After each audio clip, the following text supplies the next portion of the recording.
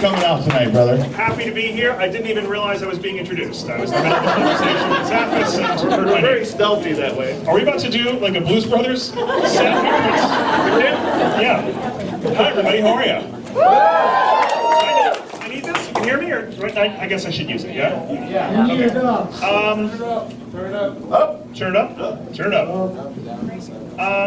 Hi everybody. Hi, Josh. Hi. Well, let's go hi. Thanks everybody for coming. I know the line was sort of long and part of that's my fault. I'm not here tomorrow night. I was supposed to be here tomorrow night as well, and so some folks came out today who were going to be here tomorrow, and for those of you who did that, I'm sorry. Thanks for coming today. I appreciate it. Anyway, we're all here now. For those of you who don't know me, I used to host a show on the Sci-Fi Channel called Destination Truth. Thank you. And I currently host a show for the Travel Channel called Expedition Unknown. You two are very close to the stage. As a side note, it's very weird. So, I don't know, I feel like you're going to throw singles at you. So. Weird. Thanks. I was like, in my periphery right here, I was like, boy, those two chairs are very close. So, yeah, first of all, I also want to say thank you to all the people who drove, like, crazy distances to get here. I always ask people where they come in from, and usually it's like mostly locals at these things. There are people who made some real treks to get here. So, just show of hands, who drove at least 4 hours to get here? Oh, yeah. Look at that! That's insane! Great work, everybody. Okay, I thought you were the winners, but how far is it from Tampa? Like if you just do it. Well, one stop to get gas. All right. We're from Canada. Yeah, you came from Canada, that's right. So we have some real long distance winners here. So thank you guys so much for coming. So what I'd like to do is a bit of a Q&A. You know, when I go to these different events, lots of people want to talk about different things. So some folks want to talk about the paranormal. I suspect that's probably a lot of people here. Some folks want to talk about the crypto stuff. Some folks want to talk about travel and adventure and exploration. So we can kind of get into a bit of a free-for-all on that front. I'm here. I feel like this mic's a little hot. Is anybody else feeling that? Yeah. Like maybe we turned it up a little too loud? You need to walk that way, away from the speaker. How about now? But now, look, now I'm right. It's just getting weirder. Hi. Okay, so I didn't think I was actually going to be here at all today. I thought I was going to have to cancel completely because often what happens is I make the schedule for the events before I know our filming schedule. And once the filming schedule kicks in, if I cancel on them, it's really bad. They throw me in prison. It's like a big contract that I have to honor. So we started filming our new season. We've been renewed for a 4th season, so we've just started. And everybody, you know, lots of folks come up to me and they say, "Oh, you have the best job. You get to see the world," and that's true. I would never complain. It is an awesome job. Today is my 5th day on the road out of 225. So it's a be careful what you wish for a job, for sure. And so we're just filming our first episode of the new season. I can tell you a little bit. I'm not supposed to, but I will, because what are they going to do? We're doing a show here in the States on this thing called The Secret. There's a book called The Secret that's really famous, where like you wish for a pony and then you get a pony. You know that book? It's like an Oprah book. Not that book. There's another book called The Secret that most people have never heard of, and I had never heard of. It's this strange book that was written in the early 80s. Anybody here know about this book? No, look at this. I'm going to tell you all about this. Don't tell anybody that I'm telling you what the show's about. In the early 80s, a guy named Byron Price wrote a book called The Secret. And it's this odd book about kind of mythology and fairies and kind of, you know, creatures from the old world coming over to America. It's an interesting, kooky little book. But part of the book is a treasure hunt. He buried 12 treasure boxes in 12 parks across America. And each box is made of ceramic inside of a plexiglass case, so you can't metal detect for it, which is super frustrating. And to find each of the boxes, there are 12 illustrations, and these are these really complex, kind of beautiful, weird fantasy illustrations. And they're done by this illustrator who's become quite famous, who's done fantasy novel covers, and I don't know if you've ever heard of that Aragon Dragon book, that he did the cover for that. So he did these beautiful illustrations, and then there's also 12 poems. And if you read the poem and you look at the illustration, they lead you to a box. And the book was written in like 1981, and the author tragically died in a car accident and never wrote down the solutions to the puzzles. And to date, only 2 of the 12 boxes have ever been found. And if you find a box, inside is a ceramic key, which can be returned to the author, or now his family, in exchange for a gemstone. And they're not like worth $1 gabillion, but the real prize is finding one of these boxes. So we're doing a show on that. It's a really cool story. I love the idea that this author went out and created this really difficult puzzle that has, I think he thought people would crack it in a matter of months, but he kind of didn't realize how smart his puzzles were. So they're really hard. So people have kind of, thanks to the internet, narrowed down where a lot of these boxes are. Some people know that they're in particular states because the illustrations kind of give it away. There's definitely a box in Florida, so we're spending a bit of time there. And I just came down this morning from Cleveland, where the weather is beautiful, by the way. It's a lovely drive. I came down in our production minivan in a blinding snowstorm this morning. And we are in Cleveland because that's where one of the 2 boxes was found. The other one was found in Chicago, which is where we're headed tomorrow. So we're interviewing the 2 people who found the 2 boxes. One was found in the 80s and one was found, I think, in the 90s.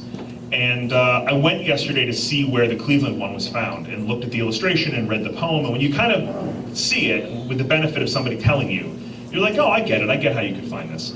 But they're really hard. So if anybody is up for a real challenge, there's 10 more of these boxes hidden all over America. You can pick up a copy of The Secret on Amazon and ruin your life. They're really hard. One of them is almost certainly in Roanoke. One of them is in Boston, for sure. One of them is in San Francisco. There's one in New York. The other ones are up to you to figure out, I don't know. But treasure hunters have kind of narrowed down those places, and in some cases they even know the park. Like they know exactly what park they're in, and they still can't find them. So anyway, that's what we're doing. That's the first episode of the new season, so we're busy at work on that, and it's driving me crazy. Because these are real treasures that are, in some cases I'm like standing in the park where I know this thing is buried. So it's really frustrating. You just want to get like a big piece of heavy equipment and destroy the park. It's fun. And then from here we go on, and we have a whole kind of year of filming ahead of us to bring all new shows, which will come back in September or October of this year. We still have 2 episodes from our 3rd season that haven't aired yet, and those are going to air, I think, over the summer. They're kind of holding those for the summer. And we did a big 4-part special last year on the Yeti, which was fun. And this year we're going to do a big 4-part special on extraterrestrials. Cool global, kind of more paranormal alien hunt, which should be really cool. That kind of brings us back to our Destination Truth roots a little bit.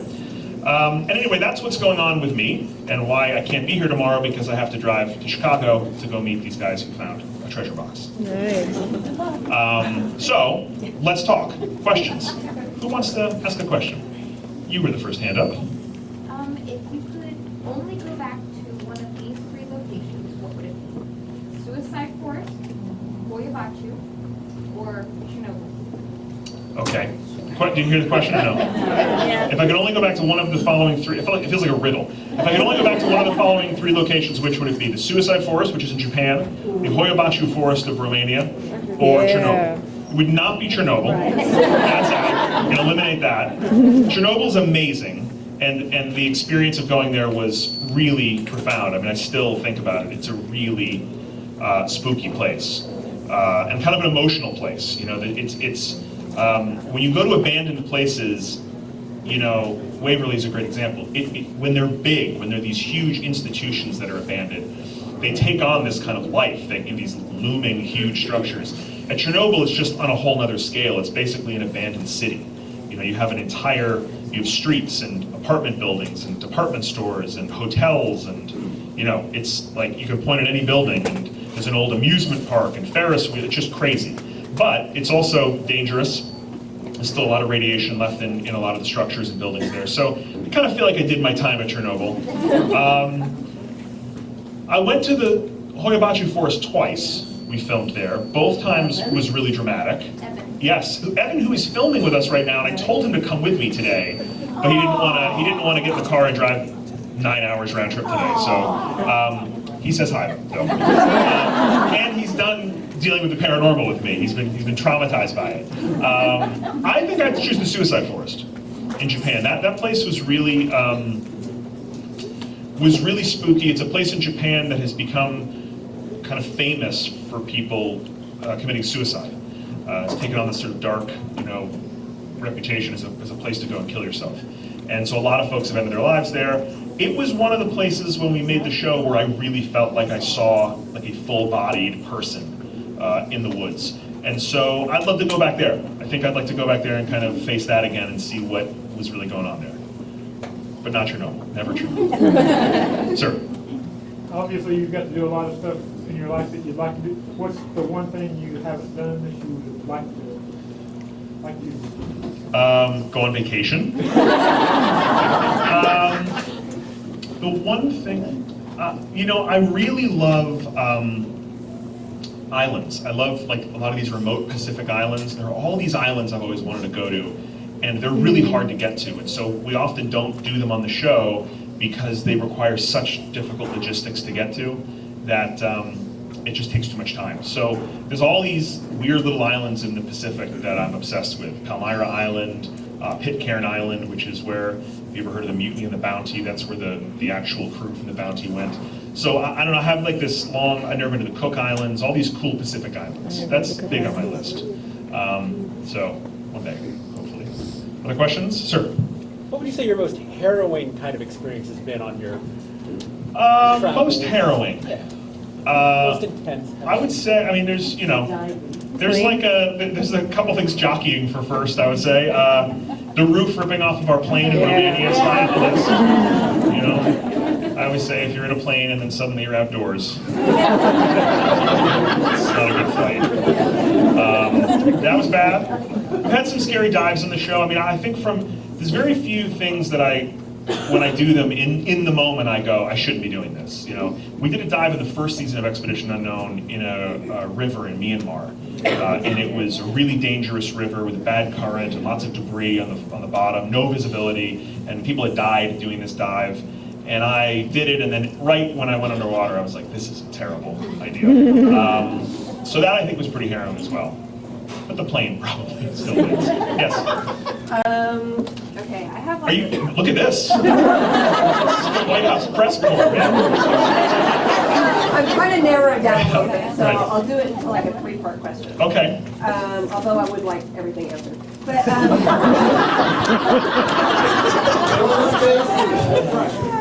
Should I sit down for this? I mean, if you want to go through them, that'd be great. They're like one answer questions. Okay. You haven't asked any of them yet. Just so Okay. First question Yes. is, do you actually believe the Ark of the Covenant is in Ethiopia?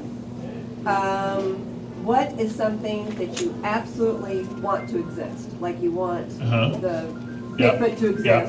What's something you actually want to exist? And oh God, okay, hold on. There's This one is your more own question. handwriting you're reading? I have so many questions about what's happening Okay, what right is the most amazing thing that you actually have discovered? now. Okay, so I would say the Ark of the Covenant is not in Ethiopia, I think. Okay. I think that you have to do some gymnastics to get it there, historically speaking. I think it's probably hidden under Jerusalem, because most of the underside of Jerusalem has never been excavated, and it's too politically difficult to excavate, so people have just sort of left it. Or it was carted off by the Babylonians and destroyed, and you'll never see it. So that's what I think. Okay. The Yeti is the thing I most want to exist. I love the Yeti. All about the Yeti. It's my favorite creature. I just love the idea of this, like, you know, lone creature living up in the snow-swept Himalayas. It's just cool. So I want the Yeti to be real. And the most amazing thing that I've discovered, you know, in our Amelia Earhart show, we came across a World War II plane that had 2 servicemen inside of it still. And they just repatriated those 2 bodies. They turned out to be American servicemen. So that's pretty touching to me, to have been a part of you know, kind of closing that chapter for those guys that were in that plane. So I think for me that, you know, that's something that happened quite recently, that a team went out there and repatriated them. So That's I think for amazing. me that's a big one, yeah. Thank you. Yeah, for sure. Yes. All right, this is going way back a little bit, but when way back. First of all, do you have a when- cocktail? Yes. How is this where the drinks are? You have a margarita glass? Where is it? I thought you had to be next door to drink. No. Okay, yes? Yeah. Way back when you guys were in Peru, I believe, in the caves of Peru, you found like a chicken alien skeleton. Yes. Did you ever get the results back on that? No, we found this crazy chicken alien. We found like a rotting something in this cave. It was like this disgusting corpse of something wrapped in weird like linen. It was like a mummified mini gross thing. And we took it out, and the whole time I'm like, it didn't look like a chicken, but I was like, this is some dead whatever. And then we photographed it 8 ways from Sunday, and then we were gonna take it, but it's like rotting and putrid, and they said, you can't do this, you can't go through customs with it, you can't take a dead alien chicken and take it out, put that on an airplane. So they gave us the like, don't worry about it, we're gonna take it. The Chilean officials, it was like the top men are working on it, Raiders of the Lost Ark. Yeah. Like, don't worry. And then we took all the photos back and brought it to our team of, you know, we work with guys from the Museum of Natural History and the zoo, and you know, and nobody could really tell what it was. Some people thought it was like a fetal cow, but it kind of didn't really. So in the end, I thought, oh, the photos are gonna close the case on this. And then the photos were kind of inconclusive, and then we doubled back with the people in Chile, and they were like, oh, we're still looking at it, and then suddenly, and that's it, nothing. What other question? It was an alien. Yes. I read your book. Are you still a skeptic, or has anything happened to actually change your mind scientifically to make you not be a skeptic anymore? About the paranormal? Yes. No, I mean, I think, I'm not a skeptic in that I don't think there's anything going on out there. I'm kind of, I guess skeptic might be the wrong word, but I don't feel convinced that I know anything, you know, about how any of it works. You know, this idea that there are sort of like sentient people from the past who are like walking around in Civil War clothes, and I don't know, like it's like, I don't doubt that I've seen things, right? I mean, I've seen things, and I've heard things, but I don't get how any of it works. So I kind of remain, and I've always remained, kind of open-minded, but very unsure about what really is going on there. And I also don't really trust my own mind. You know, if you've ever like pulled a few all-nighters and stuff, you'll like see a spider that's not there, and you'll be like, I definitely saw, you know, or your mind plays tricks on you, you know, and so when you're in these heightened situations and you see a shadow, you see something move, did you see it? Did your brain see it? You know, so I think until we have a more rigorous way of testing, or more really good evidence, which is what your job is now to go find, then it's just gonna remain open-ended. So I'm kind of in the open-ended camp, not a hardened skeptic. Yes? Did you get the piece of bait that you found? No. I know, right? That's perfect. Get rid of I know. Whenever we find something cool, I'm always like, oh, you're gonna let me keep this? They're like, absolutely. The camera shuts off, and they're like, give me the thing. In the back, sir. Hey, Josh, what's the craziest thing you've ever eaten in your travels? I mean, it's a coin toss for me between, yeah, the egg, this balut, which is this delicacy in the Philippines. Any Filipinos here tonight at all? Are you Filipino? Sir, have you had balut? No? Have you ever had balut?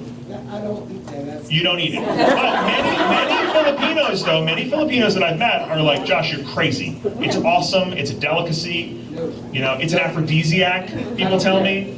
It's an overdeveloped egg, for those of you who haven't had the pleasure of eating this. So it's an egg that's like almost a chicken or a duck or whatever it is. So it's like this kind of rotting, fermented thing, and you open it, and it's warm. And inside, there's like feathers and bits of like pre-bone, like like a beak. It's unbelievable. It's the only thing that I've ever eaten on any of the shows and immediately thrown up. And I turned away from camera at least, but just vomited immediately. I got it to like here, and then my body was like, no, this is insane. That, and then this year I had, I don't know if any of you saw the Mammoth special that we did. Yes. In a little town in the Yukon, I had the sour toe cocktail, which is a glass of whiskey with a human toe in it. That was a good one. I know there's a lot of questions that come up immediately about this.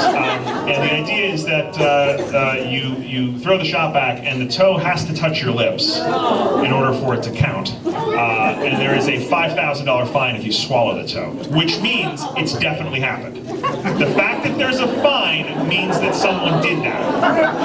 But anyway, that's like as close to cannibalism as I've come. So, and the toes are donated by local residents if anyone's interested in cracking that. Or if anyone's interested in donating a toe. You can talk to the good folks in, I think, Dawson, Canada.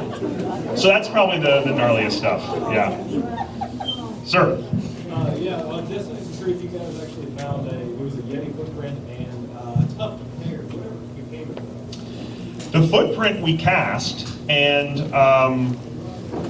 is at Disney is down in Animal Kingdom in Florida. So if you ever go to Animal Kingdom, there's a Yeti themed ride down there called Expedition Everest. And the casting is sitting in the when you go through the line, you go through a Yeti museum, and it's in there. So that's been kind of immortalized in there.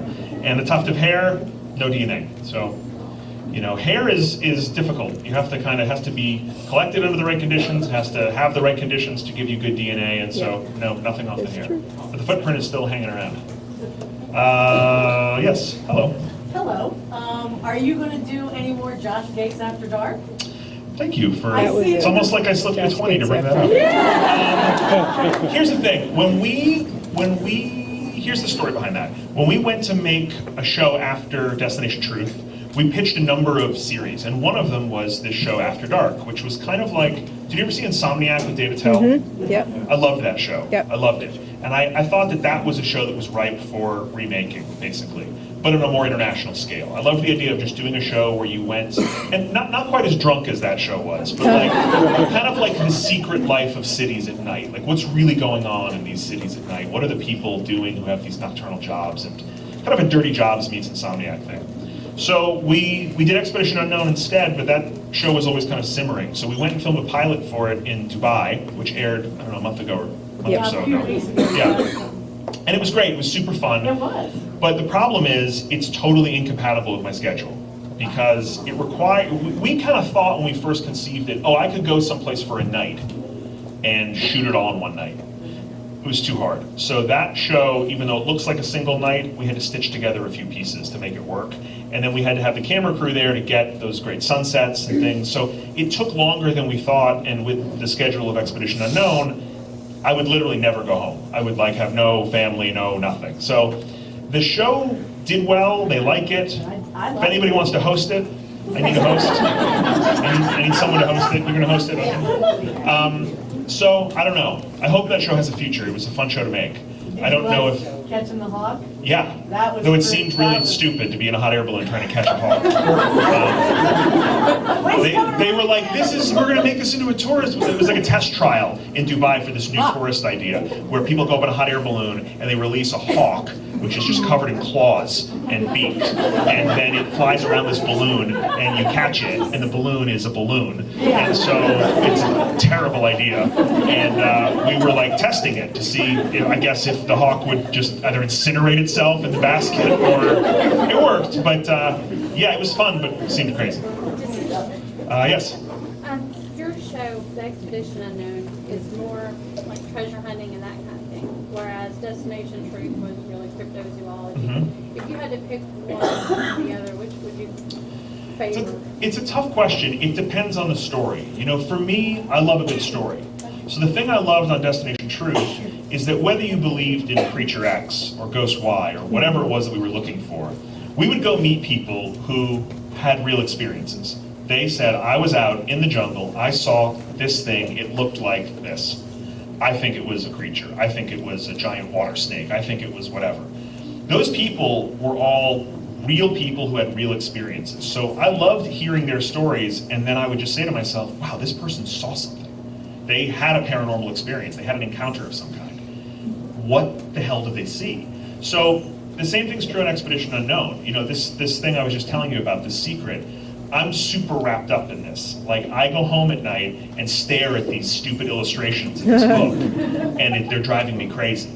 And the illustrations are really clever. Like, there'll be like trees, and then you turn it upside down, and the state of Ohio is hidden in, it's like that kind of stuff. And I love that. And I love the idea that this author tried to inspire people to go out and do this thing, and then he had this untimely death, and now the puzzles are unsolved, and clock is ticking, and the boxes could be destroyed, and you know, I love that. So I think for me, if it's a good story, I'm an equal opportunity, you know, explorer. You know, I love a good story. So that's my, you know, that's my dodge for having to pick one. Yes?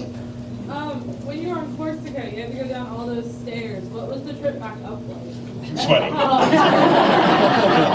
To be totally honest with you, I think we went up twice. I think we went down to the bottom. Why did we go down there twice? I think we went down to the bottom, and then we filmed it, and then we wanted a shot from a boat offshore that wasn't there yet.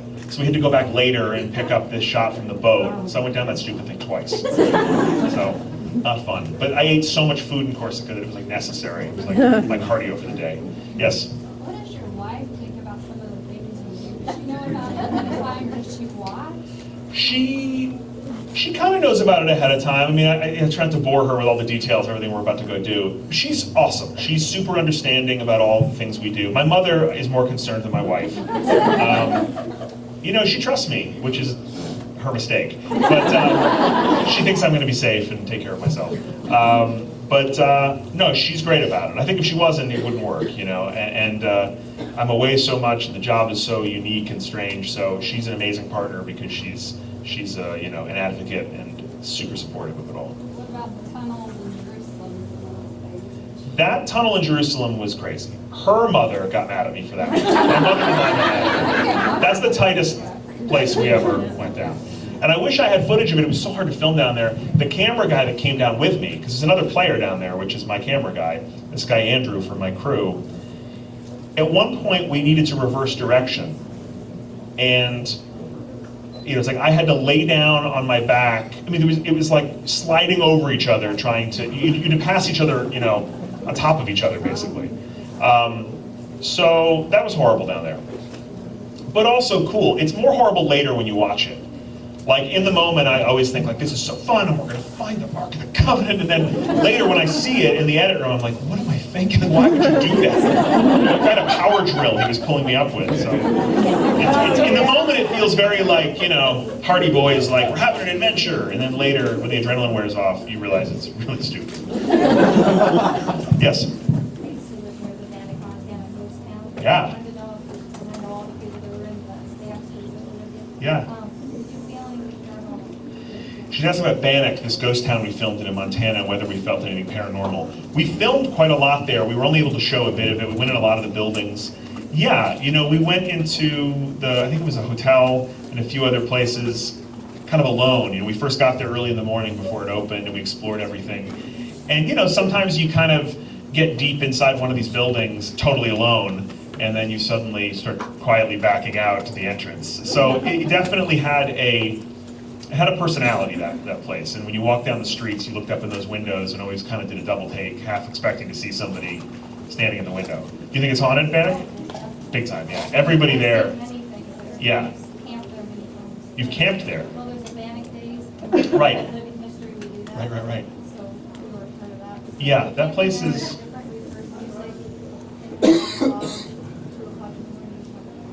Yeah. You know, some places you just walk into and they have a vibe. They have a feeling. And no place is that more true of than Waverly. You know, I mean, I've been to most of the creepy, abandoned prisons, mental hospital, facilities in the U.S. Back, during Destination Truth. And I went to Waverly because I hosted the second year that the Ghost Hunters did their live Halloween show. That was my first year doing it. I'd never been to Waverly before, and just when you walk up to it, you're not even inside of it, and it's like pulsing with, personality. It's a place that definitely feels like it's got a story to tell. And I remember that it was a live show that we did there, and I had kind of a main location in front of one of the entrances where I spent most of the night outside, right out in the building behind me, all lit up. And then there was a few moments during the night where I had to suddenly appear in different parts of the building. And the idea was that I was supposed to take my clipboard and walk alone from the outside place to the inside, and it's like cavernous in there, and I was almost running, through the building alone. It is a weird place to be alone, that place has a real vibe. So if you've never been there, you're in for a real treat / terrifying experience. Sir? Would you be able to use ground penetrating radar to find the boxes? That's a good question. The question was, could you use ground penetrating radar to find these treasure boxes? Yes, sir, you could.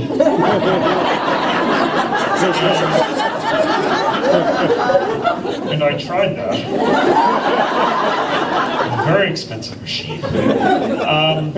Hypothetically, you could. The problem with the boxes in this particular story is that it's been 37 years. And a lot of these parks have been tore up, re-landscaped, reseeded. So it's tough. Ground penetrating radar is really cool technology, but it sees a lot of things. It sees tree roots, and it sees, holes that have been dug for plantings. And so I think if one of the boxes is sitting in a place that hasn't been disturbed much, GPR could probably do it, But we've taken one crack at it with GPR and haven't found it yet. So we're still in the case. Sir? All those boxes for sure, they were for sure hidden before his death? They were for sure hidden. He buried them in '81, and then the first one was found in a matter of months, and the next one wasn't found for almost 20 years.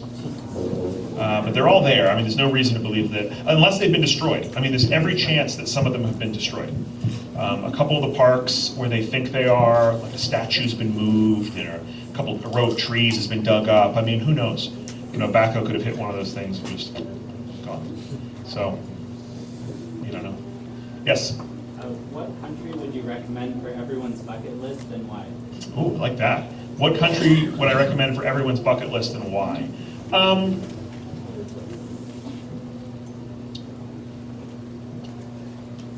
It's a tough question for me because everyone has a different interest, My answer would be Thailand. I love Thailand. I'm obsessed with Southeast Asia. I love Cambodia, Thailand, Vietnam, that whole corner of the world I have a real connection to. But for some people, it's Ireland. For some people, it's Italy. I think it totally depends on what you feel drawn to. But I love Southeast Asia because for me, it kind of checks all the boxes. It's totally exotic. So as an American, you go there and you're like in a completely different world. It's like traveling to another planet. Southeast Asia, you just have this totally different culture, religion, history. It's just so different. And I love the idea of getting out of your comfort zone. The people are outrageously nice. I mean, they're just the most hospitable, kind people in the world. The food is to die for. It's super cheap. I mean, you can travel like a king through Southeast Asia on very limited money. A lot of people will get like I found a cheap fare to Paris, and it's like, sure, but then when you get there, you're doomed. I mean, it's very expensive to travel in Western Europe a lot of the time, unless you're really crafty about it. Southeast Asia, the ticket might be a little more to get there, but once you're there, you can really stretch your budget. And it's beautiful, the most important thing. Stunning beaches, incredible temples, it's just a lot to do there. So, for me, Southeast Asia. Yeah. Yes? I have another question. Have you had any other vacations worse than your worst vacation ever? No. There's a story in the book about this trip to Mexico that was the most awful vacation of my life. No, that was the worst trip I've ever been on. Nothing worse ever. No, I don't think so. We've had some tough shoots on the show, but just in terms of a pure vacation that went completely sideways, no, I think that was that. Yes? What's your favorite drink and what's your favorite snack? Oh, these are great questions. My favorite drink is A Mai Tai. I'm a tropical drink guy. I'm not ashamed of it. Or dark and stormy. And my favorite snack? I'm a pretty equal opportunity snacker. I don't know what my favorite snack is. Oh, yeah, I do. Swedish fish. Red Swedish fish. For sure. 100%. And my least favorite snack is bugles. I think bugles are gross and taste like grease. No, I don't. I don't like bugles. I don't know why. Yes? So what was it like to spend the night in King Tut's tomb? King Tut's tomb. It was crazy. It was completely insane.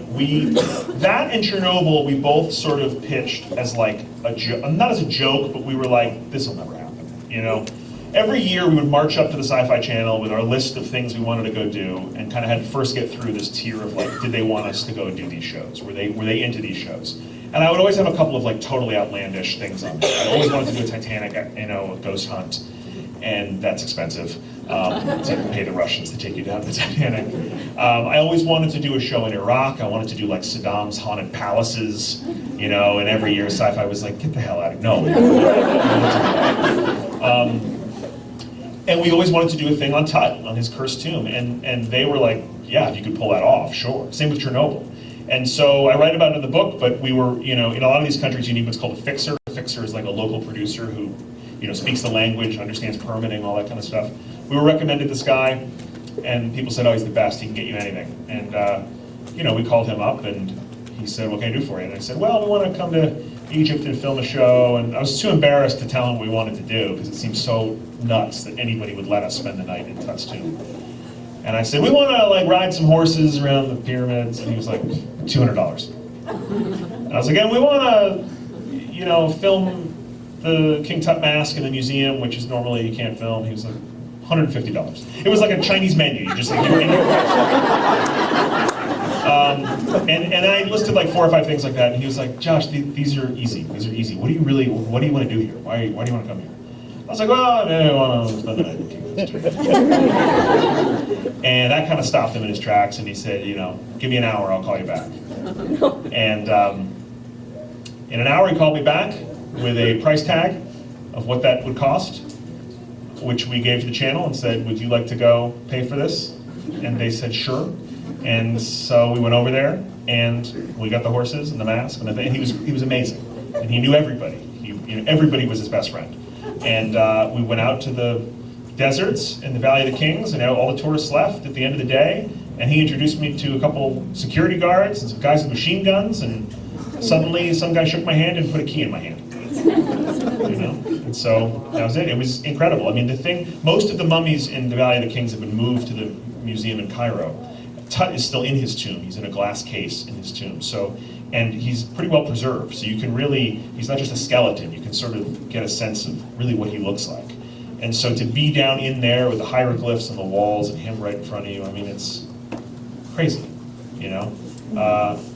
I have to say it was spooky, but in many ways it was actually kind of, I don't know, weirdly calm and wonderful and just felt cool, you know? It was one of those things where I just felt lucky to be there more than scared by it. Yeah. Yes? Did you ever feel like you were in danger in a foreign country because of a change in the political climate or a hard to work with government? Have I ever felt danger in a foreign country? You know, maybe surprisingly not that often. I think we try to do our research as to where things are kind of not going well on a big scale. We don't want to go into a war zone and things like that. We've had a couple of, we've been in country when there's been, we were in Turkey when there was a bomb that went off and things like that. But by and large, no. You know, even in places that have been a little politically dodgy, for the most part, I've felt fairly safe everywhere. You know, people are, there are dangerous places in the world for sure, and there are dangerous people in the world for sure. But by and large, most people are pretty hospitable. You know, so we've had some amazing friends that we've made around the world who've been able to kind of shepherd us through their countries and make us feel really welcome. So not that often, luckily. Yes, sir. What area or what era of history interests you the most, and most importantly, why? I kind of love ancient Rome, you know, the height of the empire. And the reason is just that they really had it all figured out for a while. I mean, this was, we're talking super advanced civilizations. You know, I mean, they had, to this day, some of the smartest politicians, philosophers, playwrights. You know, these are people who really had the world at their fingertips, and you know, the greatest art, the greatest architecture, things they built that we can't even build anymore, and it all blew up in their face. You know, so I'm fascinated by that. You know, by the idea that there was this civilization that was really civilized and advanced, and that it all went to dust. You know, so there's something about that that's just so haunting. I always think, what would happen if you could take someone from the Roman Empire, take a Roman emperor, and travel them forward to today, and show them that the entire empire doesn't exist. You know, that Rome is a capital of Italy, which is just one country, and all these other countries are sovereign and they don't control. I mean, I don't know if they would be amazed and that the empire kind of lives on in memory, or just horrified by the fact that it all went away. But I don't know, I'm always so fascinated by Roman history. And the Greeks, but Rome really, I think. By the door, getting ready to leave. My necklace is, it's like, if I tell it right, it sounds mysterious, but if I don't, it sounds lame. I'll give you just the straight facts. It's an old sundial that used to open. There's two circles that kind of interlock. It used to open. It's like so rusted shut now from like dirt and sweat and a lifetime around my neck. I don't know where I got it, so I could sort of spin this and say it's a mysterious relic that appeared. You know, I don't know. I think I bought it. I think I got it as a kid. We kind of think maybe I got it in England on one of the trips when I went over there with my family, but I don't know where it came from. But I know that I've had it for years, and that I always would wear it when I traveled, which is why I think I got it while I was on a trip. But it's always just been my kind of lucky pendant, you know, and so I wear it anytime I go anywhere. It goes on my neck. So either it's a cheap trinket I bought as a kid in an airport, maybe, or it's a magical relic that somebody slipped into my house, and it reveals the location of the 10 remaining treasure boxes that are driving me crazy. Sir, again? Yes, sir. Do you have an opinion on Göbekli Tepe and it being the birth of agriculture? This shit just got real.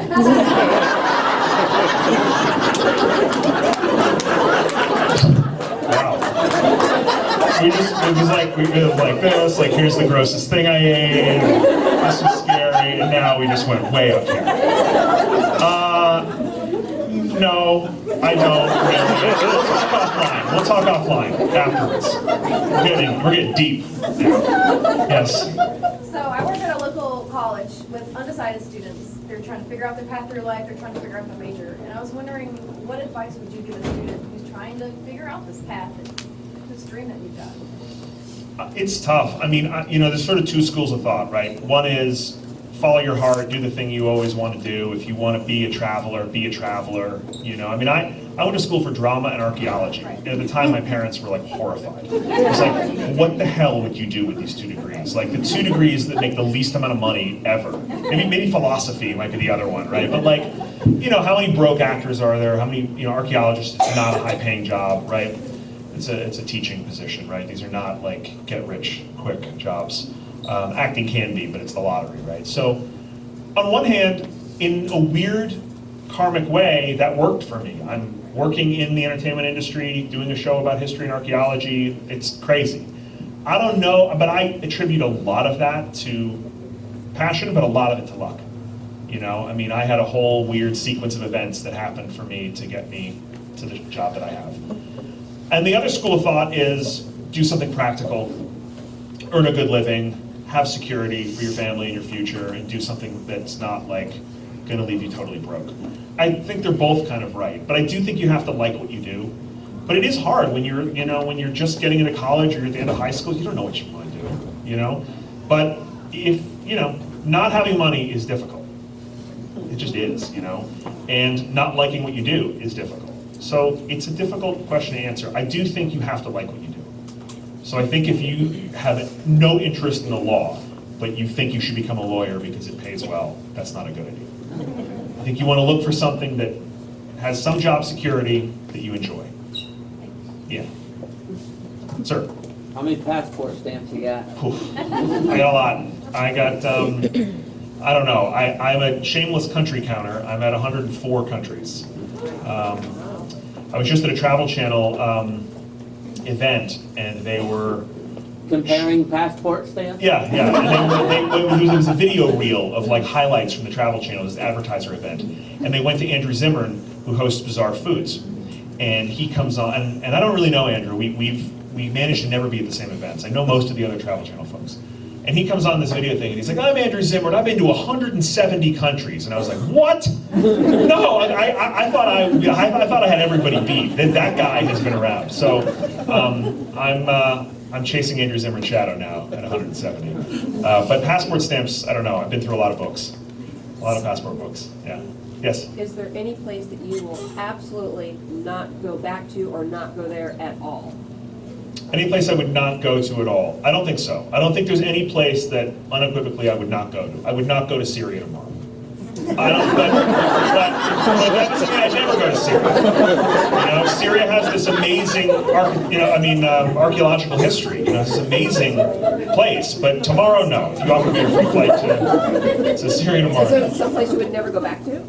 There are places I would never, never it sounds like it's because I hate it. For me, it's like I want to see as much of the world as I can. So there are places that maybe didn't grab me, or I kind of feel like I got what I wanted to get out of them. Like, I don't think I would go back to Chernobyl, really. It was amazing, it was incredible, but like, I don't need that. I get radiation poisoning, I don't need that. Island of the Dolls? Yeah, Island of the Dolls, if you got me drunk enough, maybe. Take a boat out there for the night. But no, I don't think so. I like doing things that are thrilling, but I don't think I want to go into a war zone. I would like to go to Iraq. I would like to go to Iran. But under the right conditions and the right way. There's a lot of amazing stuff over there. Iran is a super beautiful country, but you gotta kind of be safe-ish. You've had enough questions, ma'am. Anybody else? Yes. Would you ever consider using dowsing rods to find those treasure boxes? Yeah, okay, so we've done, I like that we're talking about the treasure boxes still, because this is all I'm thinking about. I have used dowsing rods on the show now with a few different treasure hunters. And here's the thing, on paper, they don't work. Like, if you ask any scientist, they're like, this is witchcraft. Like, there's no reason why these two silly pieces of metal should be crossing and finding anything. But then when you go out with these guys who use them, it's nuts. Like, they seem to kind of work, and I don't understand it. I make no claim to understand how the hell those things work. But sure, I have had a couple of experiences with dowsing rods with people who use them that at least made me feel like I'll try anything. To find these stupid boxes, I would do anything. Anything. They're driving me nuts. But you've not used them to look. We've not used them to look for the boxes yet.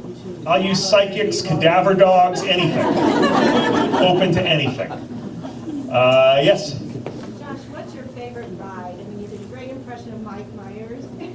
My favorite ride, meaning thrill ride or vehicle? Vehicle. Vehicle. Yes. Land Rover Defender. Oh, I love Land Rover Defenders. They never made them in the US. You could buy them here for I think you could still import the early 90s ones, but they don't meet the side impact or airbag ratings. It's a real boxy Land Rover that they made. They just discontinued them this year. We've used a lot of them on the show. They're super uncomfortable, but they run forever, and they're just such badass adventure vehicles. Those are and I always think I'm gonna buy a used one off eBay Motors, but of course it's it's like buying a sailboat. It's like a money pit. You can't service them. They don't have the parts. Constantly breaking down. But that's my favorite car, for sure.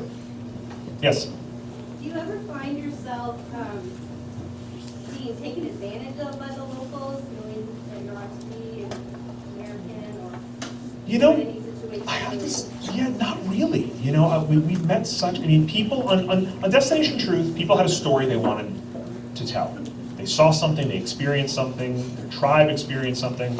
They wanted to share their story. And on Expedition Unknown, we're often working with scientists and archaeologists and historians. So no, not really. Of course, if you go out in the street in, I don't know, India, Cairo, some of the Jerusalem markets, and they see a bunch of cameras and stuff. Every vendor, wants to sell you a chess set, or I mean, it's you certainly are kind of highlighted. Yeah, exactly. They want to sell you something, but that's their job, right? It's to sell stuff to tourists. So But nothing shady where No. you've been fearful. no, not really.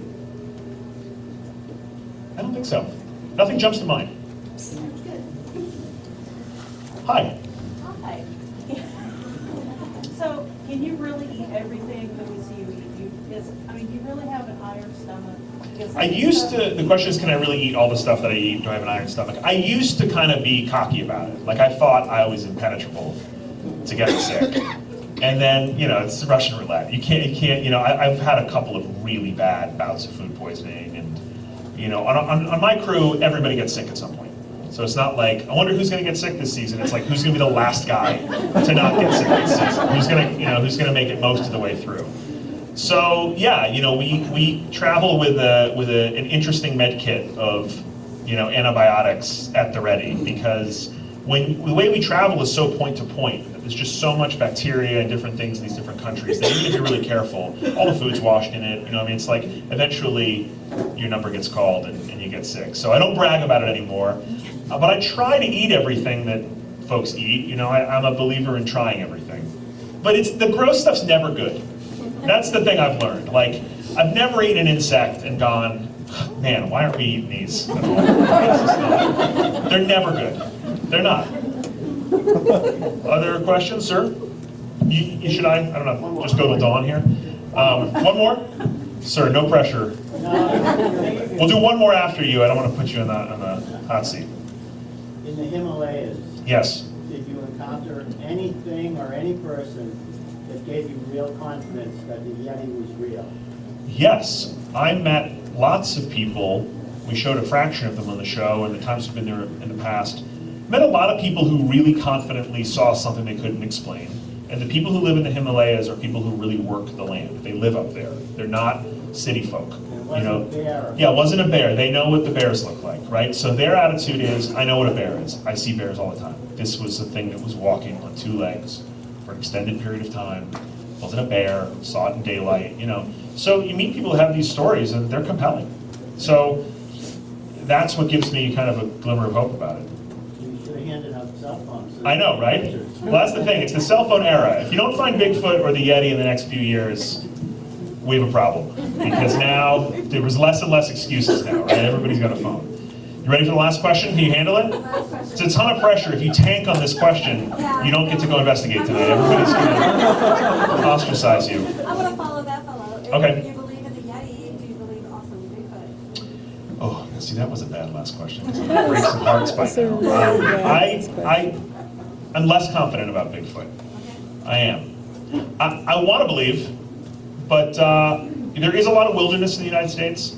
But again, I think you kind of have to do some gymnastics to explain why there's no skeletal remains, droppings. It just starts to get difficult to, and Bigfoot enthusiasts will say, here's the reason why, and here's why they do this, and they do, and it's like they cover their tracks. It's like crazy. It's like it starts to get really complex of like, well, why have we never?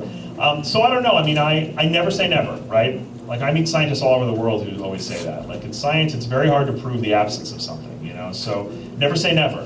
I would love it if there was somewhere a population of like relic, primates that we didn't know about. How cool would that be? But it's all about proof, right? It's all about finding something you can bring back that's irrefutable, that you can say, this is a real specimen, a real sample. So, and to segue out here, that is so much of what the paranormal is about. And to answer the question earlier about being a skeptic, I forget what the numbers are now. It's been a little while since I looked at this. It was a report from a few years ago.